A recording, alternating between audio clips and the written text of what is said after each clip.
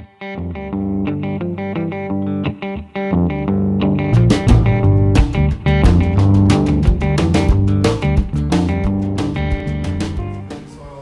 healthy soil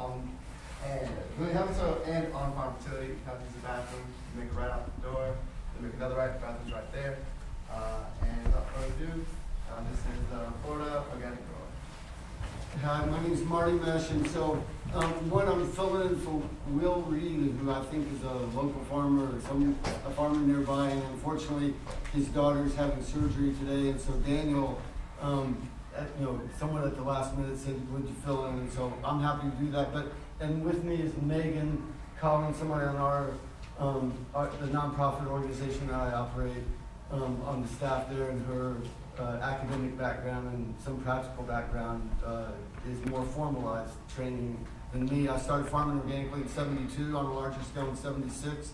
So, and I think somewhere in if we can get that thing to work, is a picture of our farm probably decades ago when we were farming on sand, and we're still farming on sand. So fertility for us was an ongoing challenge.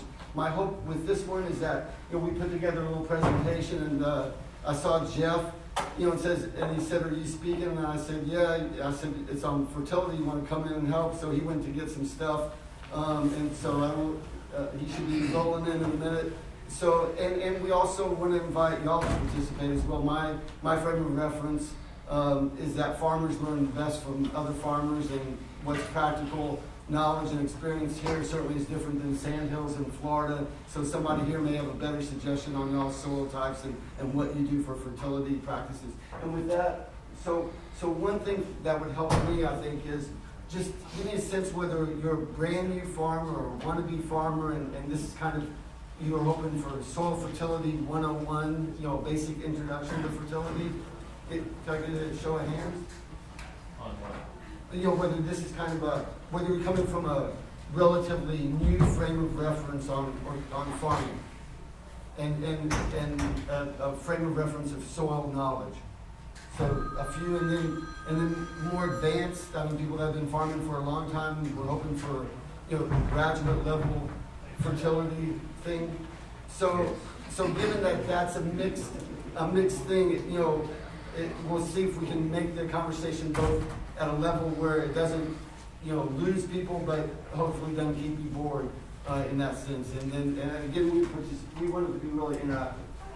So I just wanted to get a show of hands. How many people are farming in Mississippi right now? Okay, so quite a few. So we kind of geared this presentation to be more towards Mississippi soils, kind of evaluate what kind of soils you have, and then go from there about increasing fertility and different methods out there to do so. So if you want to keep looking. This is just to show that the importance of soil is very old. It's not a new concept. Keep going. And I really like this quote: "The nation that destroys its soil destroys itself." So it's really important to feed ourselves that our soil has a lot of organic matter and can support the plants that grow. Keep going. So what is a healthy soil? Okay. So it's a living ecosystem. So it's important to manage it as a living ecosystem.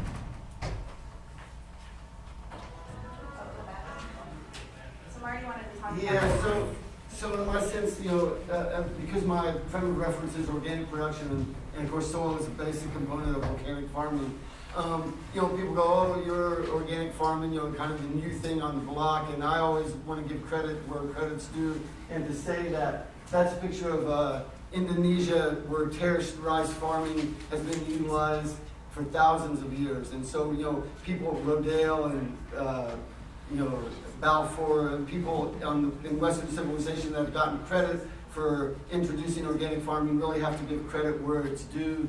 And that's civilizations that for thousands of years really looked at soil conservation, soil fertility, recycling nutrients as basic frames of their soil.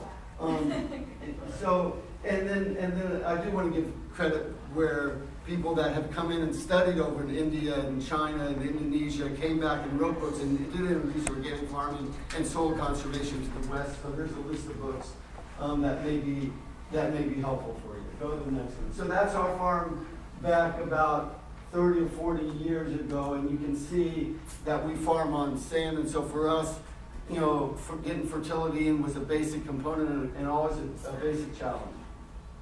And we do, the nonprofit that we operate, operates a community farm, and so the first thing that they did was put in a cover crop when we got the kind of abandoned city lot on July the 20th. You start to see the cover crop filling in, and so cover crops are really an important piece, in my estimation, of adding into soil fertility, and whether it's to fix nitrogen and or you know, to add organic matter to the soil. So the importance of soil testing. So you know, to have a frame of how to improve your soil, you need to know what's in your soil. So you can get soil tests, I think Mississippi State University, sometimes they even offer free soil testing at different laboratories. And you'll get the pH. A lot of times they'll tell you the lime requirements and the different fertility requirements for your soil. How much plant available phosphorus and potassium there is, and levels of magnesium, zinc, and calcium, as well as other micronutrients if you request those tests. For the people that raised their hands that said, you know, I'm kind of new or interested or just beginning, did you get a basic soil test when you started? Anybody? Yeah. So. Yes. Did you? Yeah, I was a golf course superintendent, so I just bootlegged my soil sample into that. Yeah, it was totally different from the golf course, but it's really real clay, and it's really acidic, like 4.5 or something.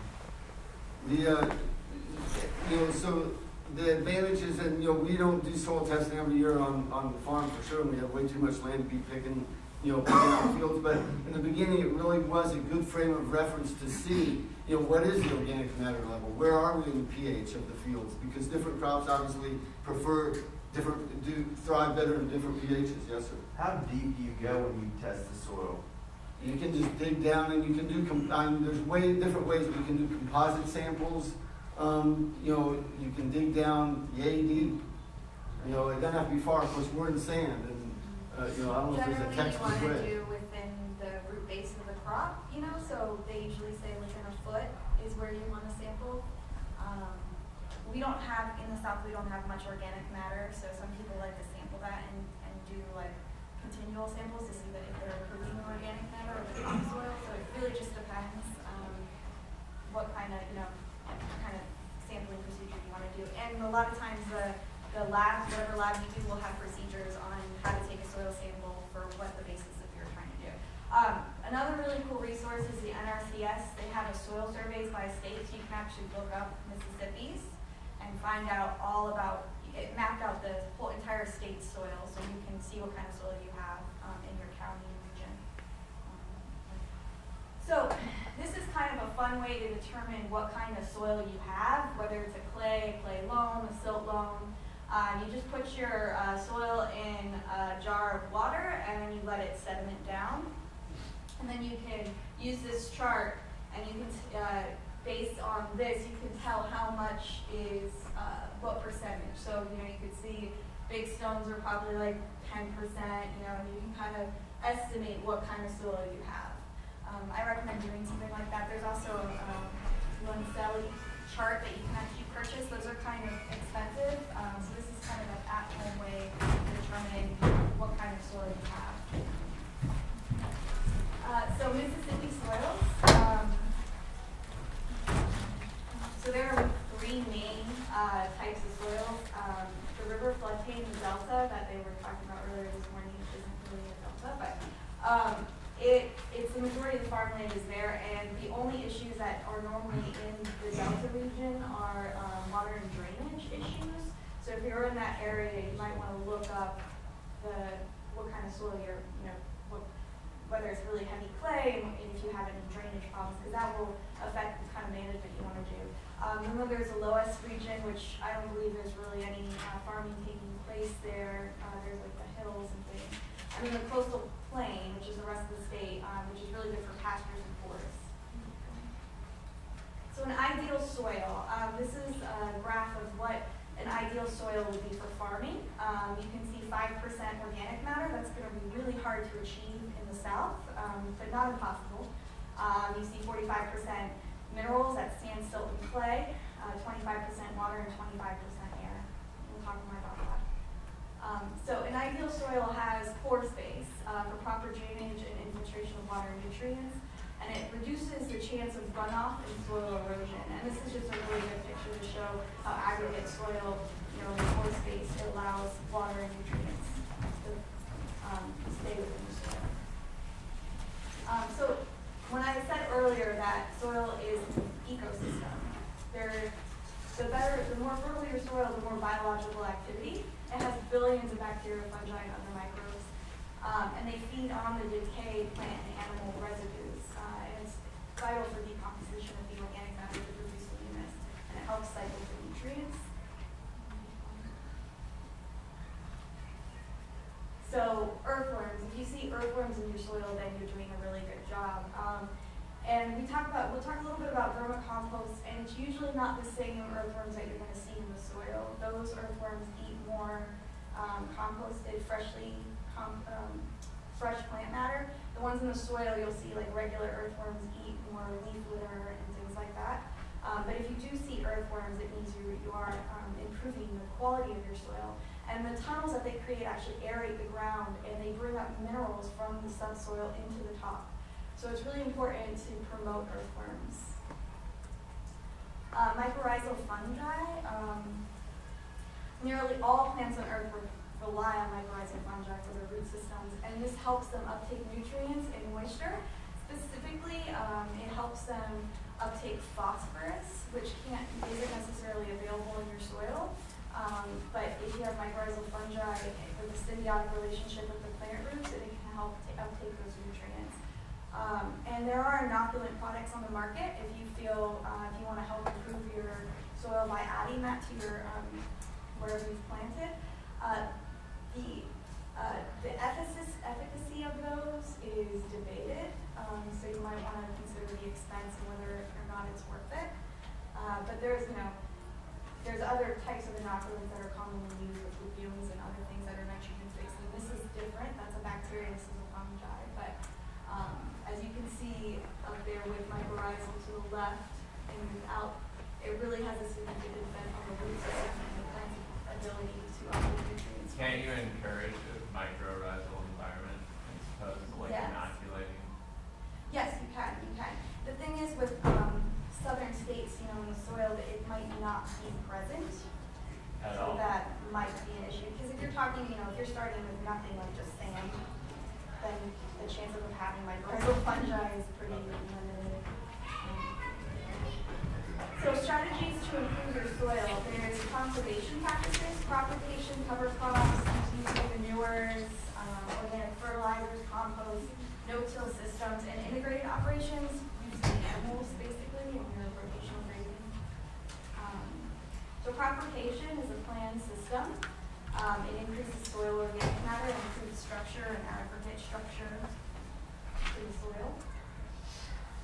So common cover crops are grass and grains and legume mixes. You can also do living mulches or green manures where you incorporate them into the soil.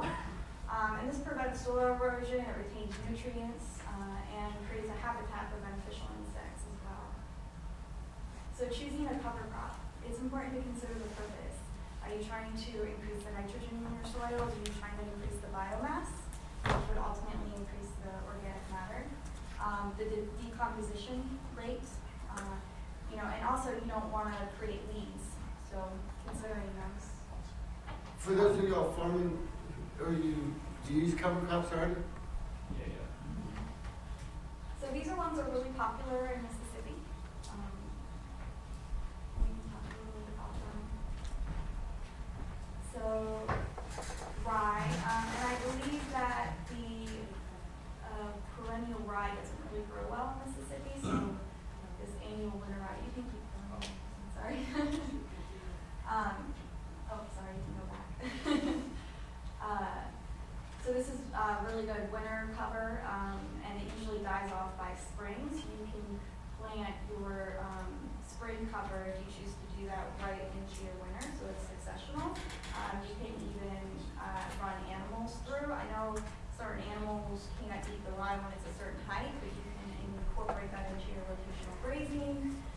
You can also plant a catch crop right into the winter rye as it's ending the season. Crimson clover is a great nitrogen source. Again, if your soil does not have the bacteria that will fix the nitrogen, it's important to inoculate it. And usually when you buy these cover crops, it comes with an inoculant. Prevents erosion, and oats are usually planted with as a mix for like biomass. Hairy vetch is also a really good nitrogen source. It's very vigorous, so it will suppress a lot of weeds, but be careful because it can become a weed. And it also mixes well with rye and oats. So this is just about a little bit about different materials you can purchase and the National Organic Program, because a lot of this, basically the premise of organic certification is improving your soil. Mulch. This is a farm that utilizes a lot of straw mulch. Just be careful where you're sourcing your straw mulch, because if you're using mulch that had been sprayed with herbicides, that can kill your plants. You could use wood chips. Also be careful with the source of the wood chips. You don't want treated lumber or anything like that. And then leaves can affect the carbon nitrogen ratio and the decomposition rate. So you might want to mix them up and not just use straight leaves. You can also use newspaper or just paper, not with colored inks or anything like that. And sheet mulching, which is very popular in permaculture, and it's basically laying cardboard down and almost like a solarization effect. And then plastic or landscape fabrics, you can also use those. They do tend to break up though, so it's important to remove them so they don't deteriorate in your soil. I just want to reiterate the straw thing. There is more and more examples of farmers that have gotten off-farm straw to use as mulch, or and then the herbicides that were utilized on the conventional farm where that straw came from are still active and are still there, and farmers have wondered why their vegetables were dying, and it's traced back to chlorophos 1, and there's one more residual herbicide that's used in straw. So there's many organic fertilizers on the market, and it's important to be careful with the meals because those can calcify, add a lot more calcium, and affect the pH of your soil. So that's something to consider. And then the manures can, depending on what kind of manure, can also affect your soils. Like if you're using chicken litter from poultry houses, they tend to contain arsenic, so be careful about that. You don't want to increase arsenic in your soils, and they can also have an effect on your pH.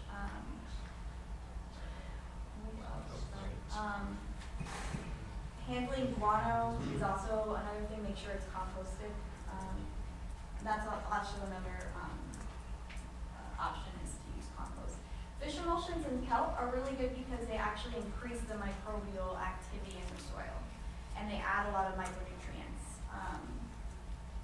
I'm hopeful that, we're almost done, then Jeff, I'm hoping we'll touch a little bit on compost. I think compost is the most underutilized and underappreciated soil amendment that there is, period, without a doubt.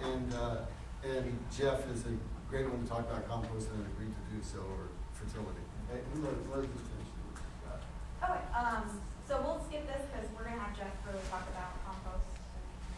So a no-till and a minimal till system, this is really cool because it reduces soil erosion, compaction, and destruction of the microbes, the mycorrhizal fungi, and the earthworms. When you till, usually the earthworms and the microbes and the mycorrhizal stay within the topsoil, the first few inches of the soil. So when you're tilling, you can destroy that. And so the no-till system is good because you're keeping that intact, and the root systems will decay and aerate the soil and help with decompaction. Also plowing, depending on when you're doing it, can actually compact the soil.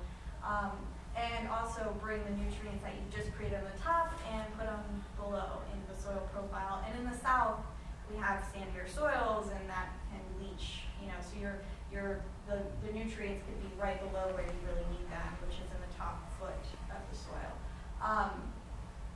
So I would consider looking into, there's minimal till where you're just disking and it only goes for the top few inches. And then there's completely no till, and that usually involves a lot of mulching, sheet mulching, and also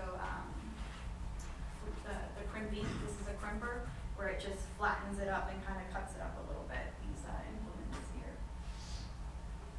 And then an integrated operation, using animals to actually do your tillage. Chickens, has anyone heard of the Joel Salatin method of rotational grazing? So that's a really cool one because he integrates cover crops with the animals and rotating them through the animals. So he'll have the cows go through, leave their manure, and then chickens will scratch through the manure, spread it open, and kind of do like a nature's plow. Pigs are also really good at plowing up the soil as well. And certain cover crops can serve as their feed, so that can lower the cost on purchasing animal feed. And so with that, we'll have Jeff talk about compost. Hi, everybody.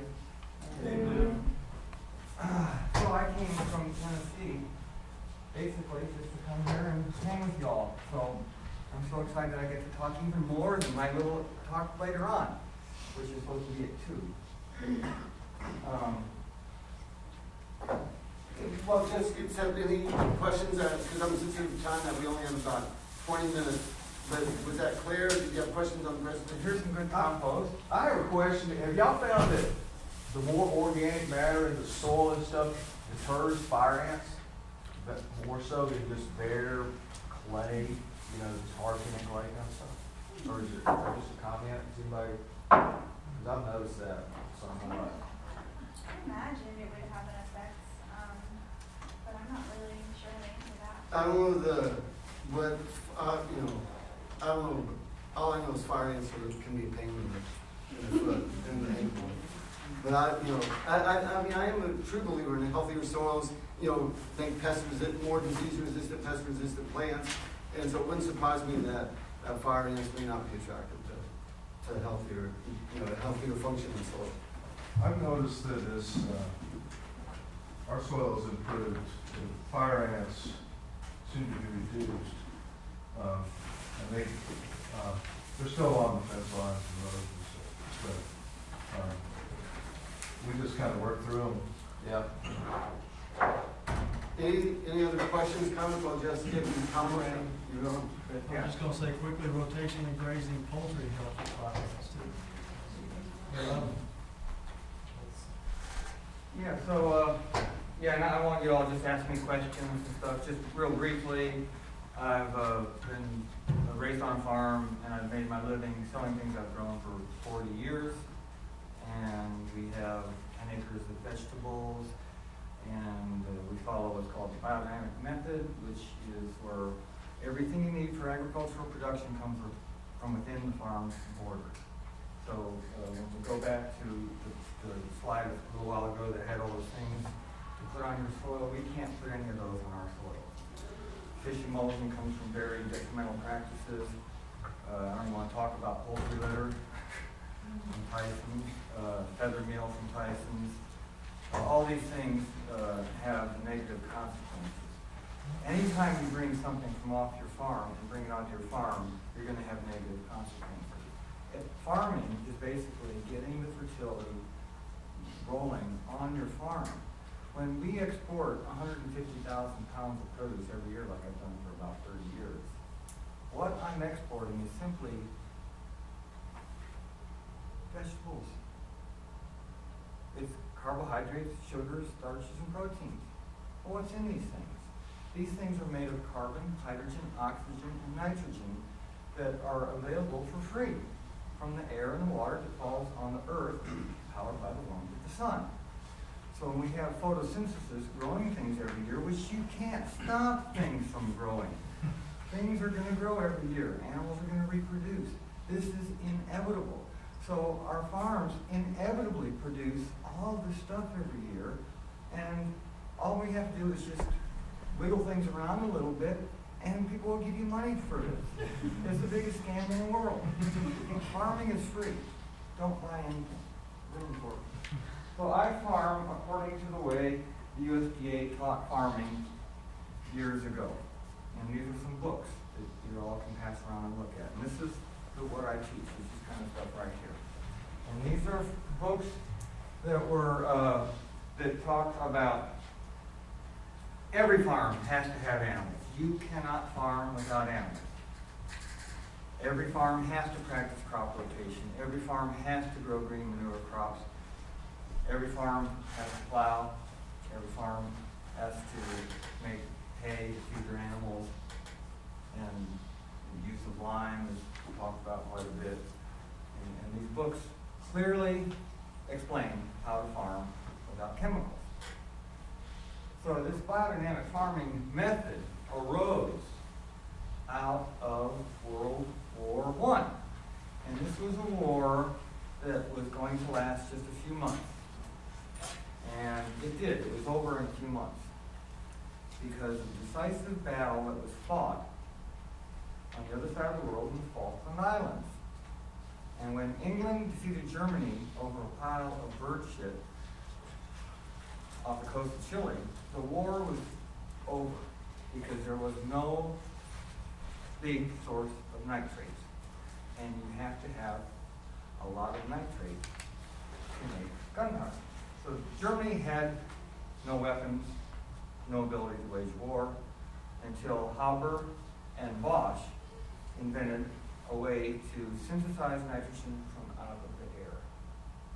And this Haber-Bosch synthesis of nitrogen through the use of petroleum byproducts then created a huge industry that started up all over Germany. And they had all these factories for making ammonia and stuff for weapons. And they sold them to both sides. England and Germany both bought from these German weapons industries, which became sort of countryless type of corporations. That then, after the war, were turned into fertilizer factories because the very same things we use for weapons materials are what they use for NPK fertilizers. Potassium nitrate, ammonia, urea, phosphorus, sulfur, all these things are actually weapons materials.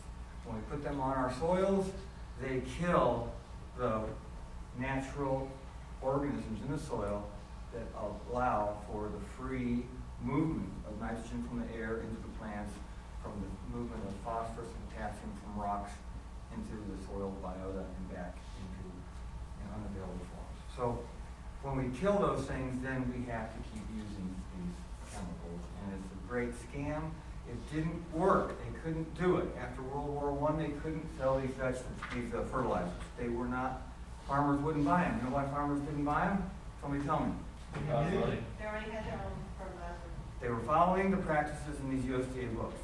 Every farm had animals. Every farm practiced rotation. Every farm had cover crops. Every farm made compost. That's just the way it was done.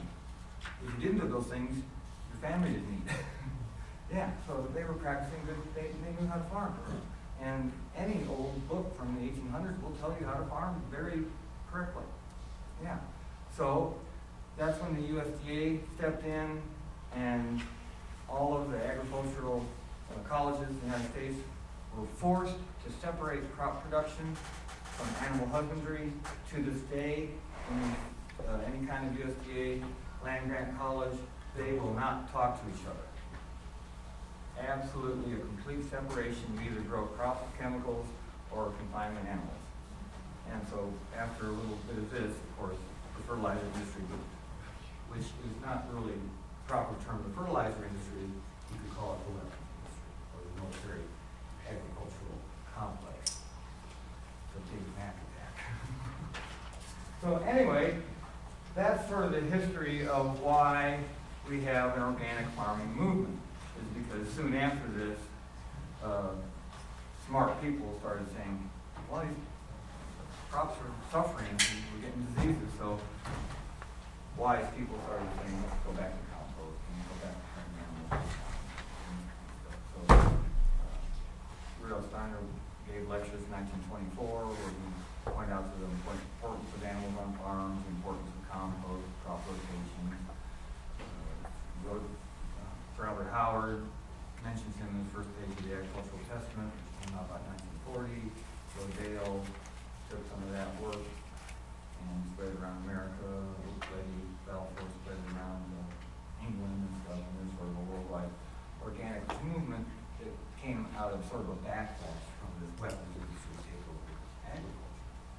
So then when, I came along in the 70s, and Marty and several of us started growing organic farms and whatnot, and we organized conferences and did all of our research on our farm, figure out how to do this, and develop all the organic markets, all with not only little help, but actually quite a bit of hindrance from the USDA. And then eventually the USDA would get involved in 1990. They were forced to because Congress passed the National Organic Protection Act. And since then, we've had USDA involvement that we really can't even use that word. So we can call it organic or something like that. So what we do on a farm for fertility, which I guess is what we're supposed to talk about, is we have to have animals. So if you look at the history of agriculture, we can go back to one of the oldest agricultural textbooks, and this goes by the name of the Bible. And in the Bible, you read about people that quit slashing and burning and started grazing animals. And the big grain corporations that control the processed food in America are the Egyptians. And the Israelites were the people that broke away from that and realized that if they rotationally graze certain species of animals, you talk about chickens and pigs and horses, it has to be a ruminant. And this is the secret, because ruminants, particularly cattle, a full-grown cow can live off of what 2 acres of land produces and produce enough fertilizer for 4 acres. And it's this that makes civilization and consciousness possible. So it's the digestive tract of cows and other ruminants that allow for the rise of consciousness and civilization. This cannot happen without this huge digestive tract, because all other animals take more than they give back. It's only the ruminants that have the responsibility of building soils. All of the soils in the world were built by large grazing herds of animals that were chased around by predators. Now, this may be reindeers and bulls up in Siberia, or the buffalo and lions down in Africa, or bisons and Indians in Europe, or llamas or something in South America. I don't know particularly, but all of the soils of the world, this is how they're made. They're not made by forestry, and they're not made by keeping animals off land. Keep animals off land, it deteriorates. Land has to have really important. Any questions on this so far? I can hear a pin drop. Yeah, so on my farm, I have schematically, you can just picture it as 250 acres with about half of it forest. The forest is an integral part of fertility. You have to have wood products, leaves, wood chips, branches, twigs, birds, mammals. All these things are integral to the fertility of the farm. They supply fungal activity. And we have grassland. On the grasslands, we have the cattle. The manure from the cattle supplies bacterial activity. So fungal and bacterial activity are the basis for soil fertility. They are the primary feeders of things that are in the soil. So we have about 50 head of cattle, maybe 40 head of what they call cow units, on about 100 acres or so, 120 acres. We move them around from paddock to paddock, like Cody was talking about. And there's a couple of times a year when our farm produces more grass than the cows can eat, and we make hay. So all farms in cooler climates have to have some hay to feed during the winter. So for 9 9 months of the year, the cows are wandering these paddocks, basically keeping the paddock fertile.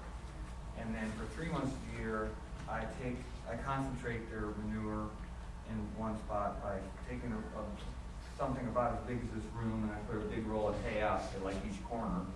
And then 5, 4, 6 days later, I'll put some more out. And after 3 or 4 weeks, so there's this much hay, manure, and something that's vitally important for your fertility program, and this is pea-soaked soil.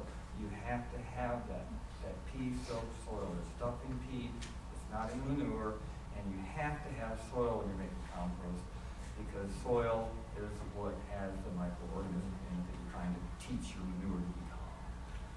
So we mix these things together, we make big giant compost heaps. We put things in them that are herbs that have been rotted inside of animal organs. We'll talk about that in another lecture. And then we let this set for a year. Never turn your compost piles. Never let your compost piles get past 120 degrees. You want that manure to slowly decompose and fill up with fungal hyphae and a lot of bacteria and stuff. And when you have compost that's full of these things, then there's things that eat. And these would be your protozoas and amoebas and things like that. And there's things that eat them. These are your nematodes. And there's things that eat them. These are your pillbugs and your earthworms. And there's things that eat them, like the birds and stuff. And all of this stuff sort of works together to create on-farm fertility. So on a farm, then we make these huge compost piles. And I might put 25 or 30 tons of this compost on, it's been sitting for a year, per acre, per year. And that's minimal. I would rather put, like these books say, 75 to 100 tons of fermented manure per acre, per year. Try it. You won't have any problems growing stuff. So you till that in? We till it in. Yeah. We use a chisel plow and a harrow. We don't flip it. We just drag something through it. Yeah. A chisel plow is a plow that has springs on it that are laterally. It goes through the ground like this. The things go back, the springs snap, it goes like that. And that effectively cracks laterally. They're about a foot apart. And we run that through a mown cover crop to go this way. And then I do one of the things that's the most important thing for a gardener to do, and that is nothing. Go back to the house and drink a beer. Don't get out there and try to make your soil real nice in one day. It's the worst thing you can do. Till it, step back, and let all the microbes in the compost do the work for you. So I've got this great looking rye, and I gotta say something about the rye. Oh well, remind me. Anyway, so we got this great looking rye or crimson clover crop. And we go through there, you want to put zeros on mine. Go through there, and we mow it, and we cultivate it, and what happens? Well, the rye or the crimson clover, it's like, 8, 12. It's sort of shot its wad, it's already grown up, but it's not really dead. The roots are going like, whoa, what happened? And then it's like, whoa, they try to grow again. But at that point, the microbial intelligence that we've developed for growing rye, all of the microbes in that field are rye or crimson clover loving microbes. They are living off the root exudates of those crops. All those microbes then are like all of a sudden have to miss a couple of meals. And they're like, holy moly, I'm kind of hungry here. They have to quit propagating. And other microbes are like, well, it's about time that rye and crimson clover microbes are not so happy, and they start waking up and doing their thing. And these are the microbes that grow summer annuals. And so we shift the microbial population through tillage from the crops that we've had to the next crop. So the best way to do that is to do nothing. Stand back, then about 2 days later go back in your field and plow it, chisel it maybe crossways. And stand back, a day or two later go in there and it's ready to plant. But you can't do 3 tillages in one day. You will hurt your soil by overtilling it. So then we lay the rows off with a 140 tractor. This is there's some Farmall Super A's out there, quite similar. tractor cultivators are behind each tire. We go down the row like that. Again, I put this tire back in this furrow, go back here. I just made 3 furrows, go back again, I've made 4, so the whole acre will be furrowed out. Then we take seeds, you know, spray on them a little bit if you want, drop them in the ground, and step on them. We all do all this while the soil is dry. We never plant before rain. Everything has to be done when it's dry. You don't want to work soil when it's wet, and you don't want to rain after you plant it. You want the soil moisture to come up from below. Okay? You don't want soil moisture coming from the top. This is dryland farming. I'm teaching you how to farm without irrigation and without any off-farm stuff. So then we, about 3 days after we've sown it, we harrow over the whole field. The seeds have spoiled, but they haven't reached the surface. So I take a harrow, put the tines on it like this, and in the garden you would use a rake. And just rake over the whole row, right over the row. It kills all the little weed things that you can't see. You never weed when you see your weeds. You weed before you ever see them. You stir the ground, you keep this ground stirred. I've got a lot invested in this. I have to have a deer fence around all these gardens because I'm required by law to graze deer for the king. And then we have to keep this, you know, I've got all this compost on here, and that's my labor. So I've got a lot. Yes, you're required by law to graze deer for the king. Yeah, just like Robin. Yeah. So if I want to practice horticulture in America, I have to put up a fence. Yeah. It's required by law. So I get these plants then will pop up. We've done about 2 or 3 minutes. These plants will pop up then, and then we just run the cultivators back and forth. And because the way a plant grows, the roots send off exudates, just like when I scratch my head and dandruff starts falling off. That dandruff is food for a bunch of microbes. Well, when a root is growing, there's stuff coming off of that root.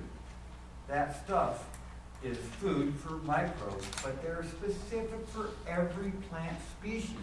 You can take soil, send it to a biological assay, a scientist with a microscope, and that scientist can tell you if you were growing beets or carrots or apple trees because of what root exudate-fed biology is active.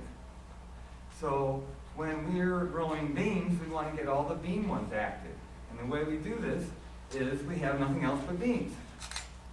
And we have compost in there that has a wide variety of microbial possibilities. So we're manipulating this microbial intelligence through the composting process and what species we plant. Yeah, so then we just grow vegetables and sell them, and that's what we do. And so I don't know, I guess that's my thought. We only have a couple minutes in, don't you have bag compost on the way out? Take a look at it. And any other posing questions or other suggestions for people that have been farming or for fertility? Last one, Joe. I've been like personally investigating biochar a whole lot, and I guess I wanted to know your thoughts and opinions on the inclusion of biochar. Yeah, so I think I mentioned how important it was to have the wood, and the wood supplied material for biochar. So all of our fields get wood ashes sprinkled on them, and we put wood ashes into fields that have hundreds of tons of compost spread over them over the course of several years. Then we have that what the biochar does is it allows a space for the microbes to hide when I get in there with my plows and my cultivators and I start destroying biology. So whenever I till, I'm destroying all this biology I built up. And so what I need is little places for the biology to hide so that after I'm out of the field, they can come out of their little hiding spots and start propagating again. So the biochar is a physical place for these microbes to hide. So always remember that when you're tilling, you're destroying biology, but any destroyed biology is possible food for new biology. So it's not like it's destroyed as if it's going somewhere. Everything stays on the farm. Yes, sir. Just a point on that, that for small homeowners and stuff, everybody's heard that wood ashes are good. But not barbecue, not charcoal biscuits that they buy. Yeah, right, yeah, good point, yeah. So you'll want to use the charcoal biscuits as wood, that's what, right, yeah. And I had to mention the perennial rye thing. So I'm a gardener for hire where I live at, and I was hired to go help out on a garden, organic garden. And they had planted rye the previous year, and, because it's a great cover crop. There's two kinds of rye. One is a grain. So when she was talking about rye, she was talking about a plant that looks like wheat. It's rye grain. The other thing is perennial rye grass, which has nothing to do with rye grain. It shouldn't even have that name. And I basically had a lawn to deal with. Rye grass makes a great lawn or cattle feed.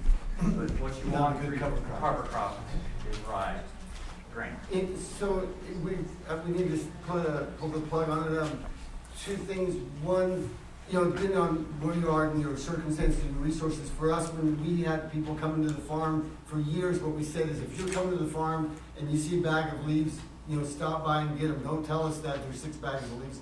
Bring it in the truck, in the trunk, whatever, and we'll get it. So we were looking for organic matter any way we possibly could. Certainly off-farm inputs, and Jeff, that's why I hold him at a fairly high pedestal about looking at his own agro-ecosystem. We weren't able to do that.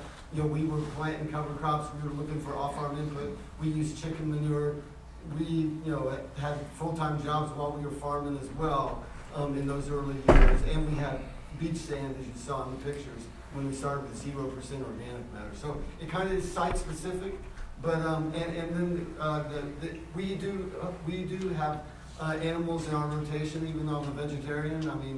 Because of the importance of integration of animals and food safety. For me, I've been working in policy levels with food safety and concerned about the ability for farmers to have animal integration on their farms with food safety. If you were here last night, you heard Sarah talk about a little bit about FSMA and the reproposed rules. So with that, I know you have some housekeeping stuff, and then I encourage you at least to get a sense of Jeff's compost. Compost, again, it's magical, great stuff. You can't go better than compost. Yep, so, last one. I want, if you all give them a hand for a